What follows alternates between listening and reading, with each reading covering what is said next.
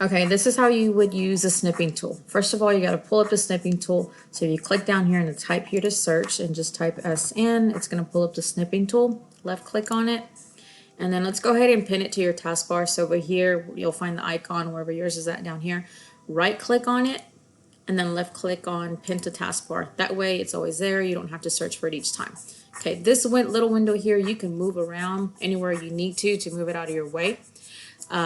So for this activity, you're going to be taking a snip of procedures 1 through 10. So your answers will be typed in here. I'm just going to type answer and then whatever your answer is here. Okay. So once you're ready to snip that, which is pretty much just taking a screenshot of that so that you can copy it and paste it into your Google Doc. So what you're going to do, first of all, you probably can make this a little bit smaller. So let's zoom out. To about 50% should be fine, and then I'm going to kind of scroll this down a little bit. Okay, so you should be able to see enough of your answer there. So I'm going to click on my snipping tool down here, click on new, and then you see this little crosshair here.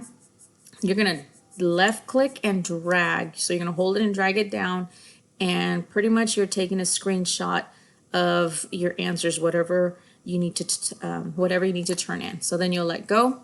This menu comes up, and then you're going to click on this icon here. It says copy, or you can click on edit copy, but it's right here. It's a lot quicker.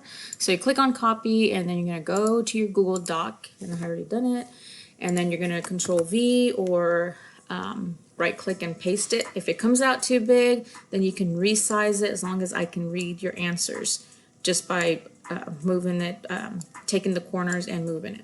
Okay, so you're going to do that for each of those procedures. So you can probably get 2 procedures at a time. So you're going to have to snip it in sections and paste it in there and then submit your assignment. Okay, good luck with that. Thanks.